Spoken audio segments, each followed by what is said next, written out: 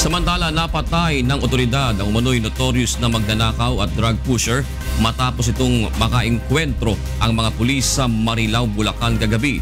May hataw na balita si Maki Libradilla live. Good morning, Maki. Good morning, June. Good morning, Kuya, sa lahat ng ating mga kasambahay. Dead on the spot ang umano'y notorious drug pusher matapos nitong makaengkwentro ang mga pulis sa Raimundo Street, Barangay Santa Rosa, 1, Marilao, Bulacan, alas 11:30 kagabi. Kinilala ang suspect na si John Angustia na nagtamo ng mga tama ng bala sa katawan. Ayon kay Marilao Police Inspector Ed Tonggol, nagsagawa sila ng dragnet operation kung saan naglagay ng mga checkpoint sa Marilao nang makatanggap sila ng report kaugnay sa isang motor na nakarnap kahapon ng umaga. Nasita umano ang suspect sa checkpoint sa San Jose Provincial Road sa Gate 4 ng Santa Rosa 1, subalit imbis na huminto ay humarurot papalayo ang suspect.